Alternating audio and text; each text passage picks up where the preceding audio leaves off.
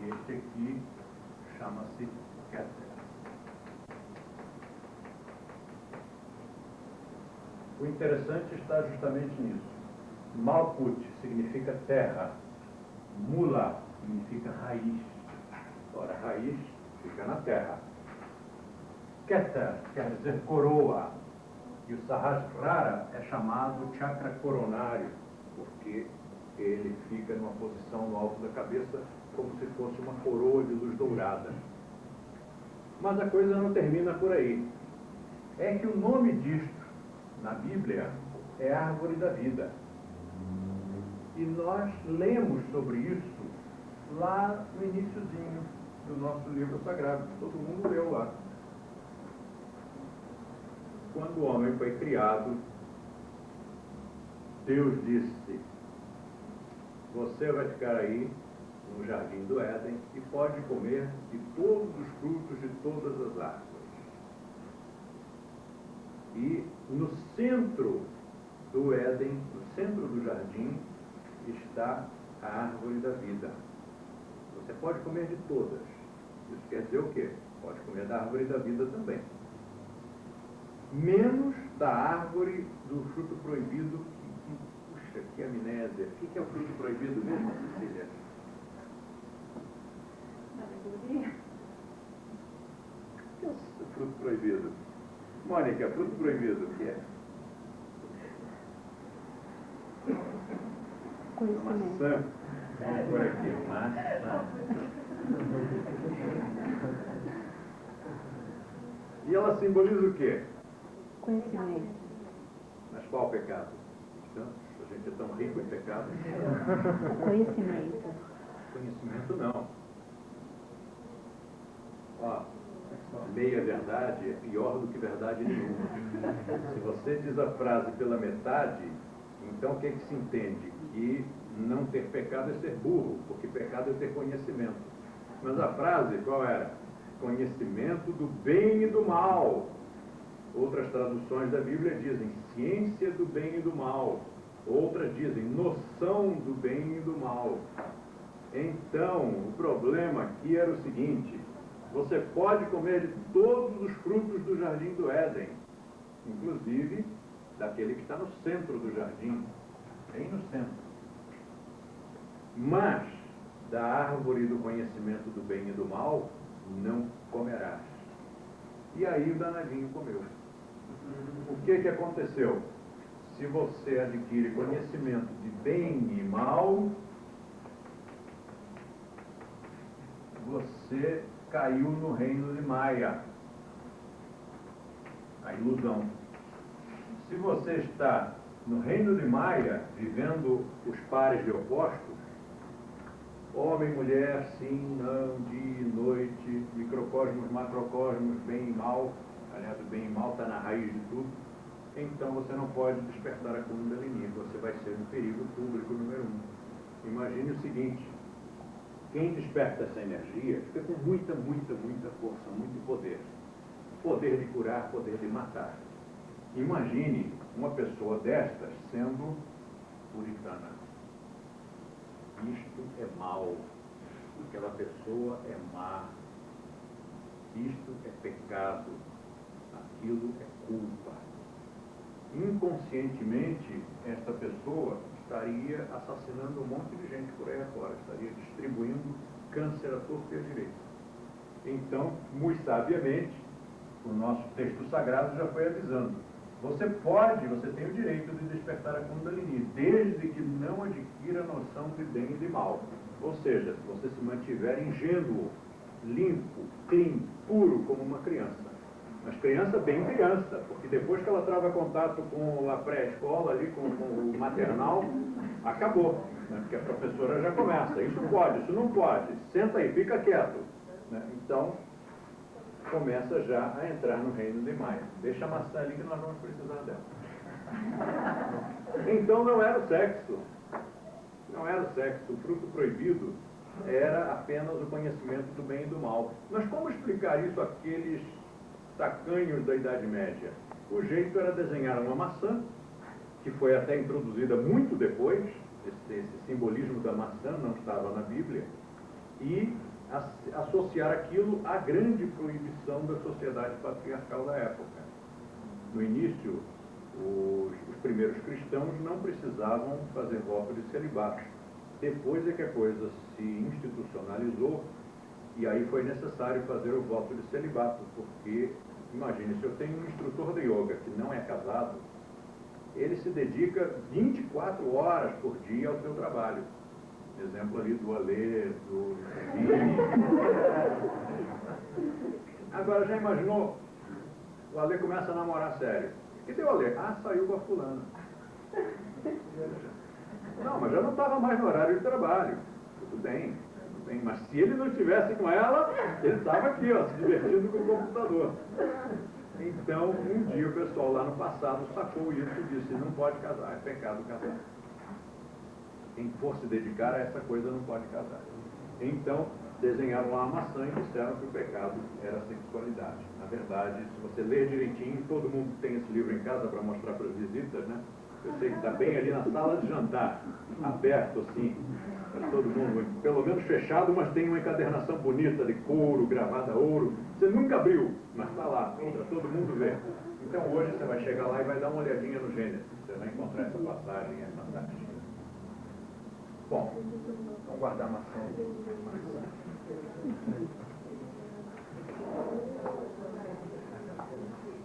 Então, árvore da vida, ou árvore sefirotal. Ou você desperta Kundalini, ou você adquire noção de bem e de mal. Se adquirir noção de bem e de mal, adeus Kundalini. E se agora, já grandinhos, nós quisermos lidar com essa energia e despertá-la, vamos precisar abrir mão dos conceitos de bem e de mal. Mas será que são só essas três culturas que têm desenhos alusivos e que nos levam ao conhecimento dessa estrutura, inclusive que é uma estrutura anatômica, porque isso está lá desenhado mais ou menos de forma simbólica e tal, mas está lá, faz parte do nosso organismo. Nós temos uma outra cultura que fez este desenho aqui.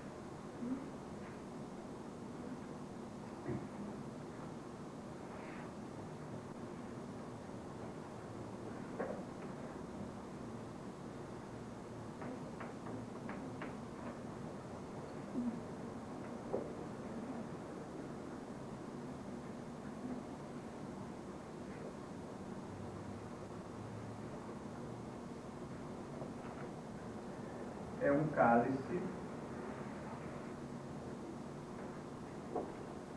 Esse desenho, inclusive, ele só se encontra em um livro antigo, de séculos atrás, e não diz o que é. Só vem o desenho. Um dia eu li esse livro, guardei o desenho na minha memória, não estava escrito o que era, mas era uma coisa que devia ser interessante. Anos depois, numa iniciação, num ritual de uma determinada instituição, no texto do ritual vinha a descrição disso aqui. Aí não tinha o desenho, mas tinha a descrição. Na minha cabeça eu associei os dois, a descrição com o desenho. E o que é isso?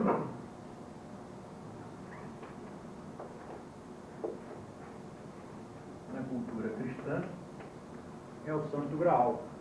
O Santo Graal, quem é que sabe o que é Santo Graal? Dos novos. Dos antigos, é claro que sabe. Já assistiram a aula. Quem está fazendo a aula pela primeira vez? Levanta a mão. Só 5 levantaram a mão, como tem veterano, né? De novo. Tá bom, então, esses que levantaram a mão podem opinar. O que era o Santo Graal?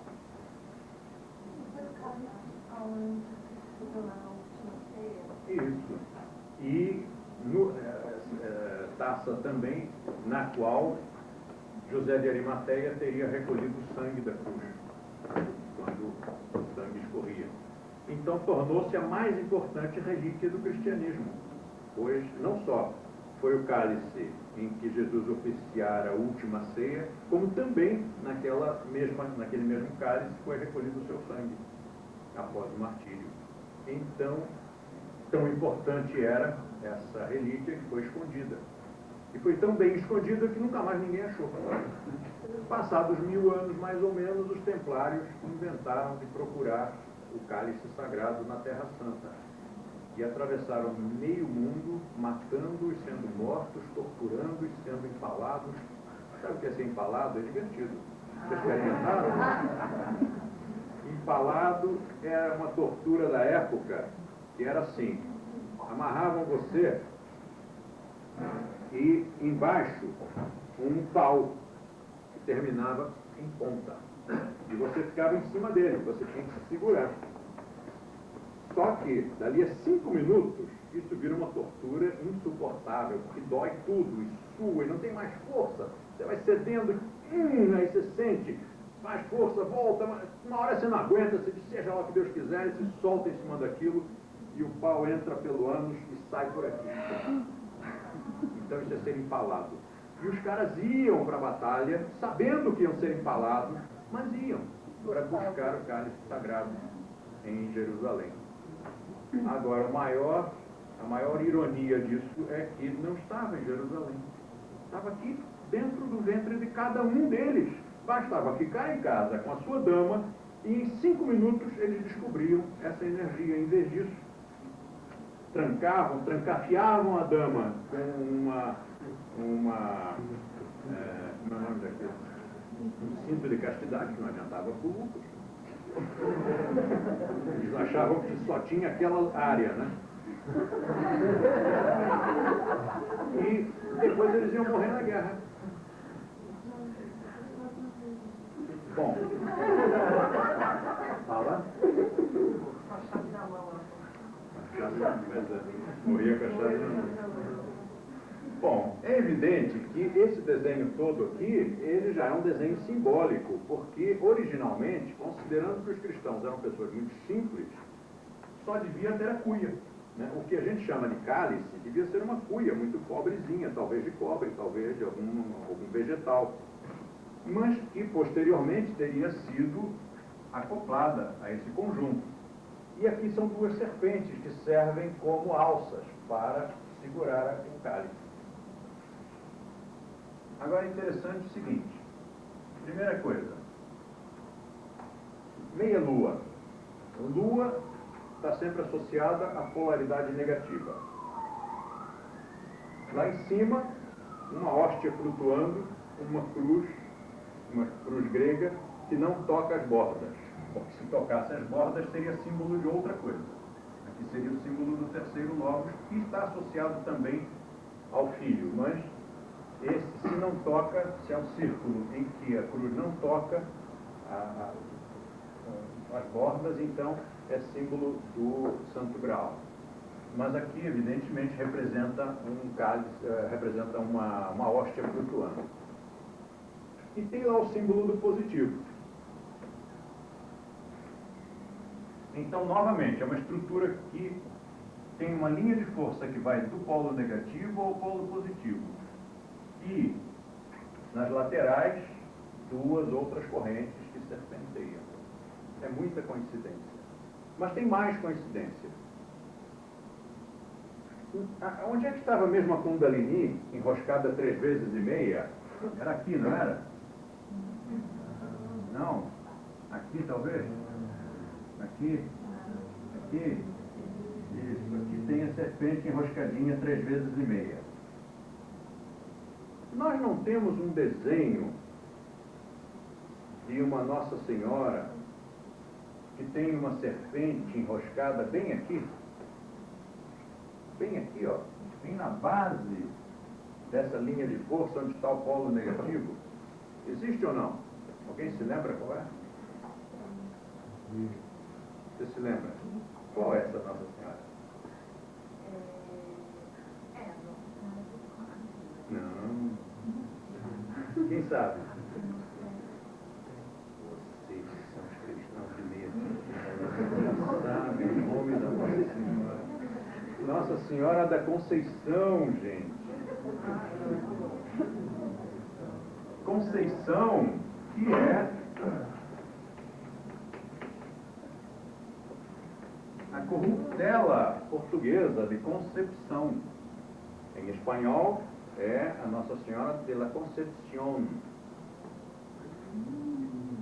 E nós pusemos Conceição. Porque ninguém aí vai associar com concepção. Alguém associou algum dia com concepção? Não. Pela concepção. Bom, concepção automaticamente nos remete a uma área mais nesta zona da Kundalini. Mas depois estabeleceu-se o dogma e pronto, não se discute. Dogma não se discute. Mas o interessante é o seguinte: a Nossa Senhora é a mãe divina do cristianismo e a Kundalini é a mãe divina do hinduísmo. Então você vê que tudo continua no âmbito da Shakti divina, da Shakti universal, da mãe divina. Então agora que você tem todos esses dados, eu vou propor um enigma. Só é válido para os novos, os antigos já sabem a solução. Então quem está assistindo pela primeira vez pode entrar na brincadeira, os outros ficam fora. O enigma é o seguinte: você já recebeu aula sobre tudo isso aqui de uma forma cifrada e sintética.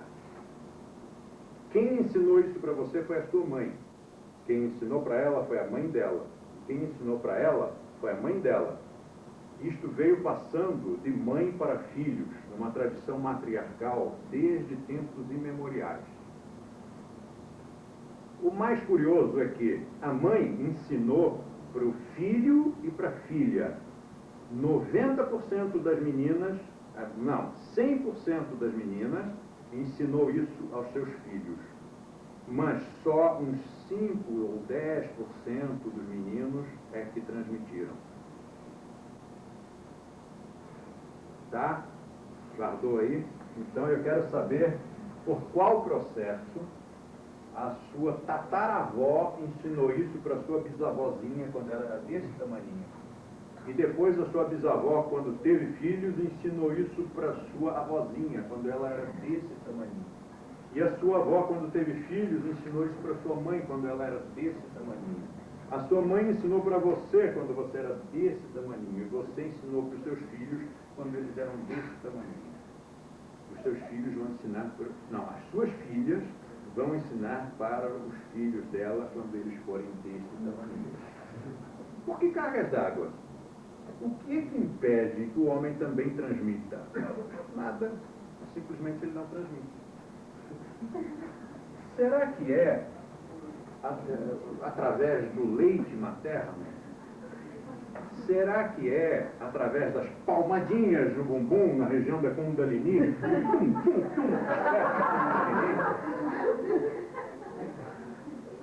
Qual será o processo pelo qual uma mãe transmitiu todos esses conhecimentos? Então eu vou dar aqui para vocês alguns dados, vocês vão combiná-los e vamos ver. Primeiro, temos um fruto proibido, não temos aqui que está esperando? Então aqui, um fruto proibido.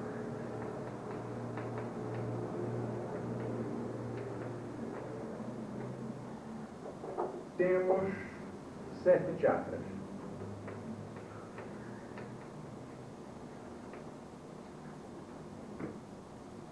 Temos a Shakti universal, temos a mãe divina, a mulher.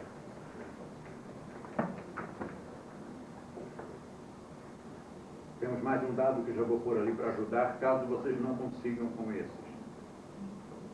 Quem não assistiu ainda a esta aula?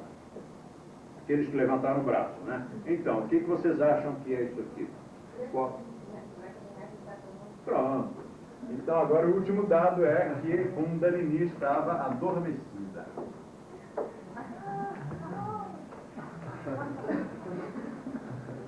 Se eu escrevesse isso também já era demais, né?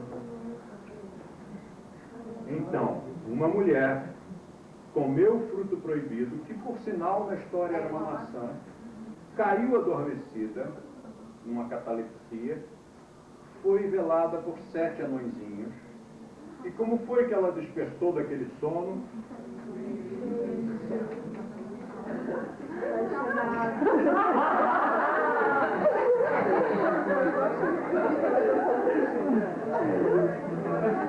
O beijo não é sexo. A Assim como você tem drogas proibidas e drogas legalizadas, você tem sexo proibido e sexo institucionalizado. Isso é sexo institucionalizado, né? Você pode beijar uma pessoa e ninguém fica tão escandalizado assim. Dependendo do lugar do mundo. Em alguns lugares do mundo isso vale algumas chicotadas em praça pública. Mas, veja bem que olha a força da tradição. Isto foi passado pela sua tataravó, sua bisavózinha. Imagine a sua bisavózinha, naquela época, 1800 e qualquer coisa, numa era vitoriana, já pequenininha, vestida de roupas até aqui, não podia suar, que era falta de educação. E a sua avó, a sua tataravó, conta para sua avózinha, para sua bisavózinha, coitadinha, essa história de sexo explícito. E depois diz para ela que não pode. Você já imaginou isso numa sociedade tão reprimida e a história ser contada dessa forma? Depois da sua tataravó, da sua bisavó, da sua avó e dos seus pais, bom, aí vim eu, né? Nasci. E no meu tempo, quando eu era adolescente, a gente não contava para a mamãe ou para papai que deu beijo na primeira namorada, ou nem na segunda, nem em nenhuma. Não se falava, beijei uma menina. Era uma coisa assim que era meio esotérico, underground. Todo mundo sabia que estava sendo feito, mas ninguém falava. A presença dos pais de jeito nenhum. Então imagine, eu ainda estou vivo, né? Isso foi agora, eu vivi essa época, mas quando eu era pequenininho me contaram essa história, meteram na minha cabeça que o beijo redimia, que o sexo redimia, mas que eu não podia fazê-lo. Então essa contradição cria uma luta, um jogo de forças dentro da gente que no mecanismo judaico-cristão funciona dessa forma, quer dizer, uma tradição, uma lenda, uma fábula instiga, depois vem a sociedade e reprime. Entre uma e outra, de repente, explode a Kundalini. Eu não contei para vocês a história do Dr. Jorge Adum? Contei ou não? Contei neste curso, neste ano? Não. Então vou contar. Dr. Jorge Adum era um médico palestino que veio para o Brasil na década de 40. Entrou no ocultismo devido aos poderes que ele havia despertado, e onde é que ele ia falar, né, intercambiar sobre isso, compartilhar a respeito disso. Então, ele entrou no ocultismo e escreveu um livro intitulado Do Sexo à Divindade. Leu esse livro? Do Sexo à Divindade. E um outro intitulado Adonai. E um outro intitulado O Batismo da Dor. Você vê só, dor, batismo da dor, Adonai. Então essa coisa toda nos remete a uma tradição patriarcal semita. E aí no primeiro livro, Adonai, quando ele conta a primeira parte da vida dele, ele relata que estava ainda muito jovenzinho, lá no Oriente Médio, foi iniciado nos mistérios, e o seu mestre lhe disse: agora que você está iniciado, para despertar a espiritualidade, você não pode ter nenhuma atividade sexual. Nada. Imagina, garotão. Nada. Senhor mestre é mestre, não se discute. Falou, está falando. Assim que o menino saiu, o mestre chamou uma das vestais, não se chamavam vestais, né? Mas a função era essa, vai lá e provoca o menino. E aí ela começou a provocar. E ele, não posso, o mestre disse que eu não posso. E a menina em cima, e provoca, mas nisso foi há 60 ou 70 anos atrás, ou mais, no Oriente Médio. E a menina provocando, E aí ele conta que uma hora ele sente uma dor lancinante na coluna, como se fosse um ferro em brasa, subindo, queimando tudo. Ora, qual é a natureza mesmo da Kundalini? Ígnea, é fogo. E o que ocorreu? Que dor foi essa? Foi quando destruiu, queimou, arrombou este primeiro selo, este primeiro granti. E ele rolou pelo chão, gritando, sofrendo e tal. Depois ele conta que ficou constrangidíssimo. Imagina, a namorada ali na frente dele, o cara dá um vexame daqueles. Mas que a dor foi demais. Mais tarde, numa circunstância semelhante, outra vez, uma mulher provocando ele, sabe-se lá se alguém mandou, e o cara de novo dá o mesmo vexame. Dor lancinante, rola pelo chão, gritando aquela dor de ferro em brasa. Segundo selo. E o terceiro foi quando ele chegou no Brasil. Chegou desembarcou, Copacabana, princesinha do mar, né? Na década de 40, ela ainda era princesinha. E aí o cara olhou aquelas meninas e não viu outra. Teve a terceira subida da Kundalini. Por que ele sentiu dor? Por que nós não sentimos? Nós fazemos yoga, nós fazemos uma tradição de 5.000 anos especializada em despertar essa energia. Então nós temos técnicas corporais para dar flexibilidade a essa musculatura e a coluna vertebral, para dar tonicidade ao sistema nervoso. Nós fazemos pranayamas que limpam esses canais todos, fazemos crias que limpam a passagem para que a energia possa fluir sem queimar nada, sem arrebentar nada, sem arrombar nada.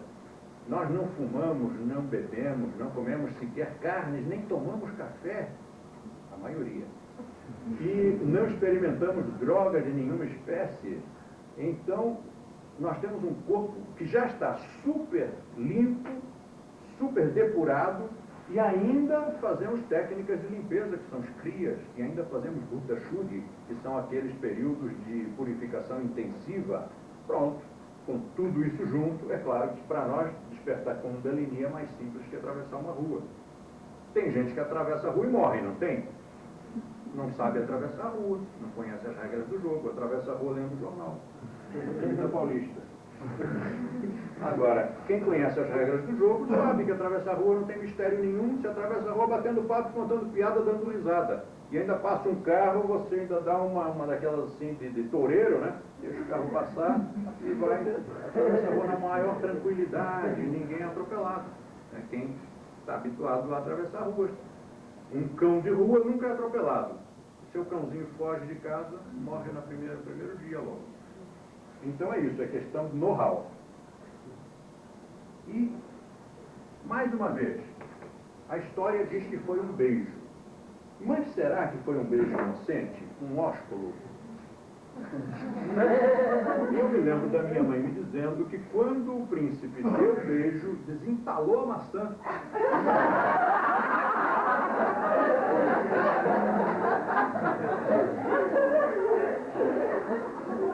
Deve ter sido um senhor beijo.